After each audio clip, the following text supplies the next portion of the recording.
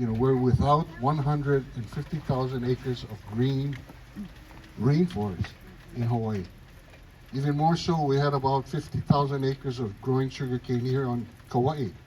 And wherever you looked around, you don't see too much dry grass. Even that mountainside was full of green sugarcane. So we got to get back to putting stuff in the ground, irrigating it, nurturing it, and cleaning up our act, really. So with that, it won't be on the test, so don't worry about it. Let's crank back to about 1990s or 1980s, when this was a thriving sugar mill. This, where you're sitting, is the mill yard where the operations, where the factory operations took place. Behind you was a big tank that was called a hydro separator. It's not there now, but it cleaned the water that was used for washing sugarcane, recycle it, take out the dirt. The dirt went down to a settling pond, and the water was used to wash more sugarcane. Okay, look around you and I'll explain something. This, to your left, you see that truck up on the hill? Yeah. That's where the cane came in, went up on that ramp, and with a chain net, a 50-ton load of sugarcane, 50 tons. That's two 18-wheelers in one load. Was unloaded and fell to the ground. You had a machine that grabbed that sugarcane and threw it into the cleaning plant. The cleaning plant was from that truck to the structures to the right. And there you went into the cleaning plant and up to the processing plant, where the processing plant chopped up the cane in smaller pieces. Then it went into some roller crushers that extracted the juice from the sugarcane. The goat there was not here when it was in operation, but he's the boss of the mill yard now. The processing of the sugarcane was pretty simple. You squeezed the juice, you cleaned it up, you evaporated it, you crystallized the sugar, and then shipped it off to the mainland, to Crockett, California, to be refined into marketable products like white sugar, sugar cubes. A lot of it, most of it, went to confectioners, which made pastries like ho-hos and ding-dongs. There's a lot of, that's where it all went. Now in Hawaii, you don't have any sugar production at all, and the reasons, I'll leave that for questions later. I'll point out the structure. This is this structure here, this little two tanks here, is the lime that was used, a lime solution that was introduced into the sugar juice to clarify it. And these tanks were the part of the crystallizers that elevated into the mill, where you had the centrifuges that spun the molasses after it was boiled off to made into 96-degree raw sugar. It was edible, it was full of molasses, very rich, but also it wasn't unrefined. It was not white sugar yet, which was the preference in those times. This truck, or trucks like this, used to pull the 50-ton loads from the cane field through the hole in the tunnel in the mountains, which you will see later, brought it down to the mill yard, and you can, one of these days, hopefully somebody will start that truck and move it. This tank here was a molasses tank. The factory produced molasses, which is used for cattle feed and other additives. And this was the old sugar bin with the conical shaped building. But it was elevated to that big tank up there. The trucks would drive under this tank. The sugar was dropped, loaded into the truck, and hauled off to Nauwiliwili. That big building at Nauwiliwili Harbor, which is now the storage facility, where you rent a storage space, but that was filled full of sugar for every year.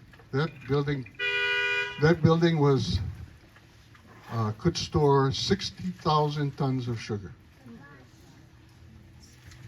And when the ship came in, of course, it was offloaded and shipped off to Crockett, California. Around you, While this mill was operating, we had a population about 700 people that lived around the mill. Those days they didn't have Teslas, and they walked to work.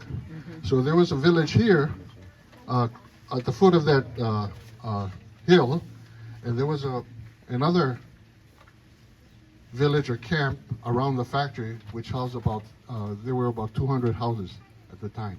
So people lived there, walked to work, went home.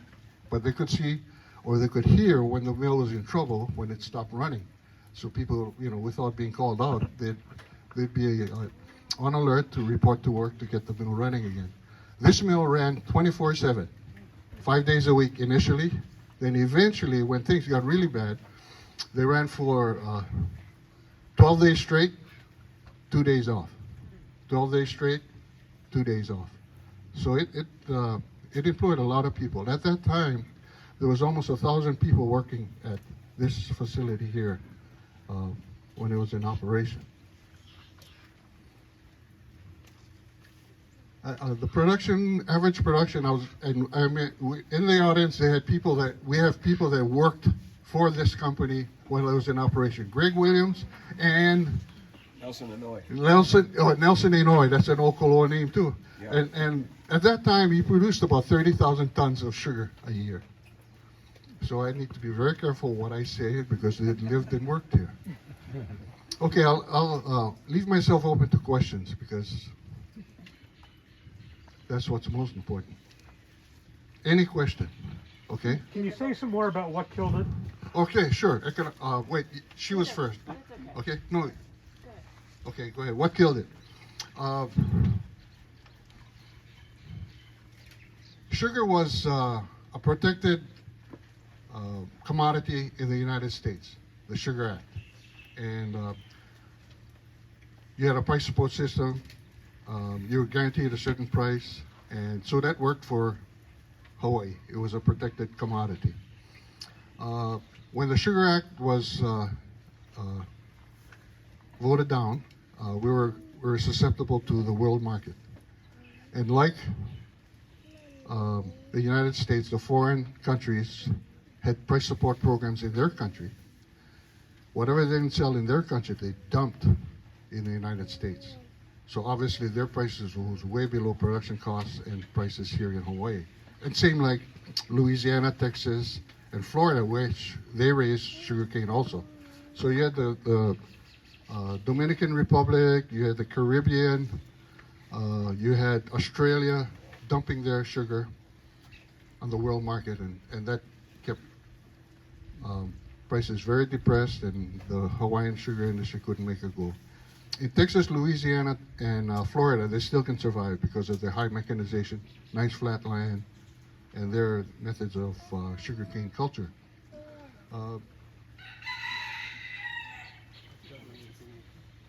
Yeah. So that was it. So they, obviously you could be as efficient as you can, but to compete in the world market where those people were supported in their home country, but the excess was sold on the world market at very low prices. They couldn't survive. Okay. The point was that every country in the world except the United States subsidized their sugar industry. So we were forced to compete against subsidized sugar. Yeah, that point will be on the test. Okay, next question. The molasses, was that only used for feed, or did it go to rum making? Oh, yeah. For the Koloa Rum Company? There were three rum manufacturers or distilleries in the state, but it doesn't take much molasses to make rum. Yeah. So most of it went for industrial and agricultural uses. It was a byproduct. But back to sustainability and climate change. When the sugar company was in operation, we were 100% sustainable energy producers. The bagasse or the leavings or the fibrous material that was left after extracting the liquid from the sugar cane was burned in the boiler room, into a boiler. The steam was harnessed to run turbo generators and generated electricity. So 12 months a year, the electricity was being produced at all the factories here on Kauai. And we didn't burn much fossil fuels then, as compared to today. In 1980, the island of Kauai was 50% renewable in energy. So 50% of our energy came from renewable resources, a little bit of hydro, almost all of it bagasse. The plantations were actually supplying the island with power at that time. When the plantations were gone, suddenly we were 92% reliant on fossil fuels, on effectively on oil, diesel and naphtha.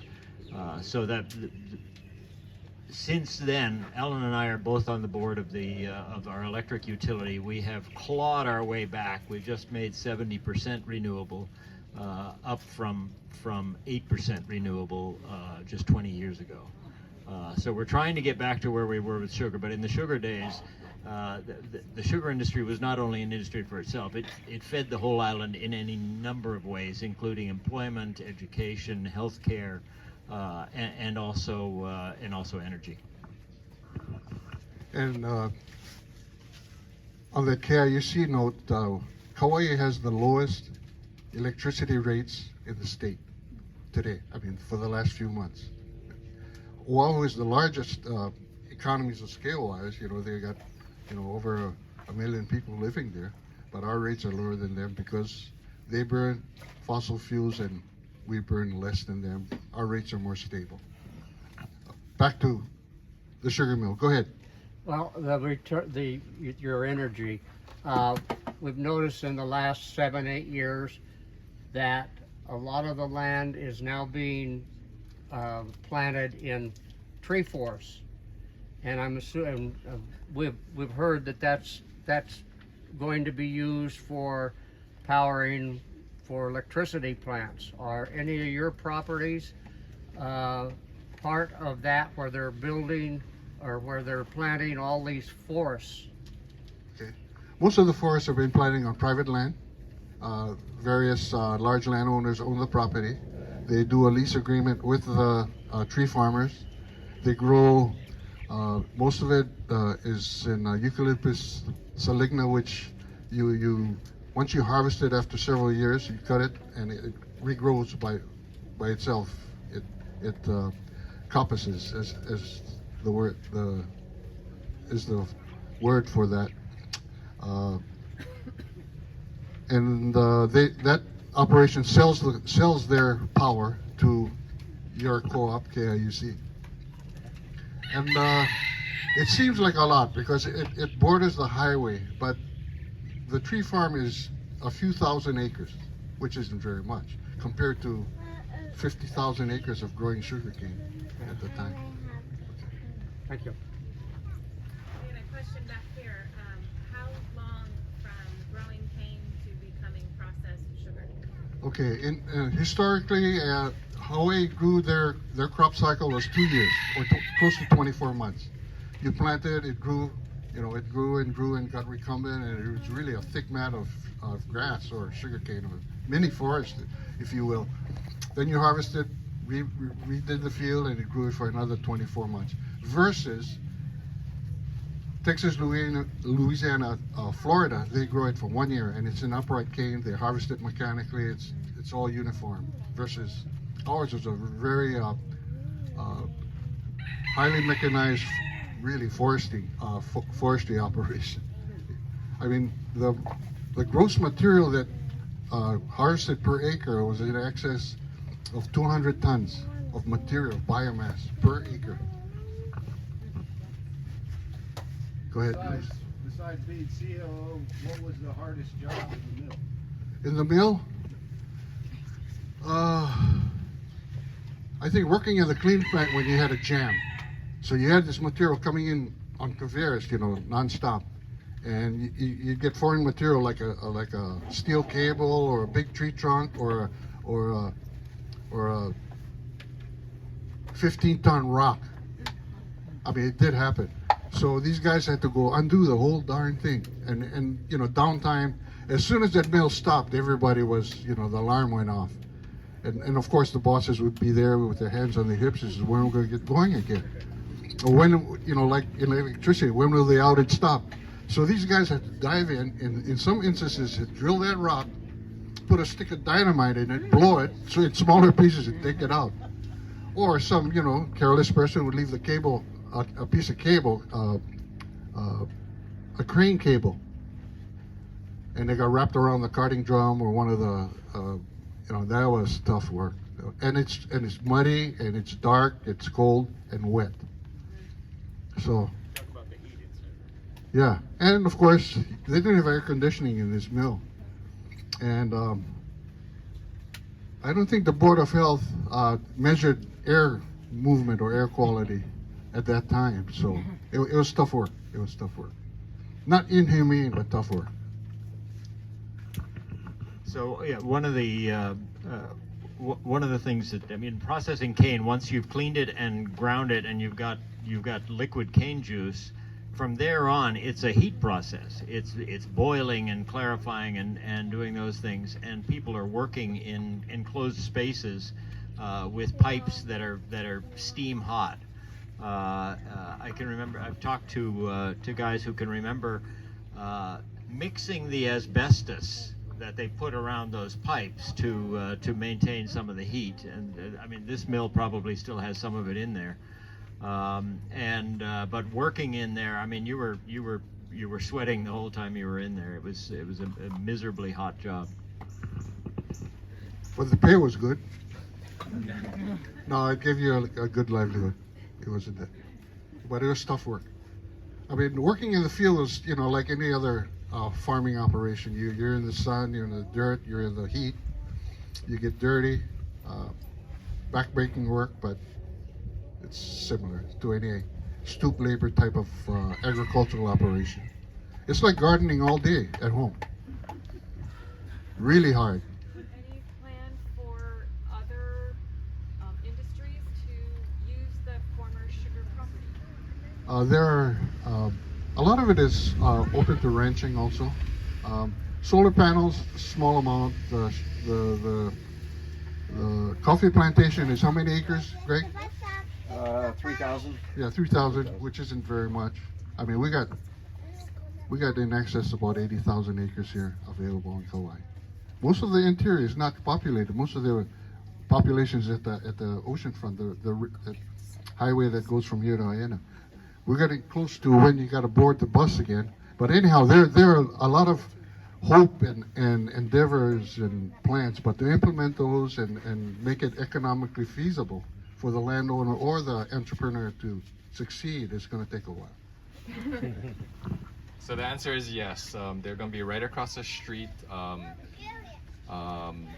You know, the rising cost of well, everything, especially housing, is out of control. And HPM they're a homegrown company, family owned for 5 generations out on the Big Island, and we very much believe in what HPM does, and they have a system that can help us reduce the cost of housing. So Thank you. thanks for checking on that.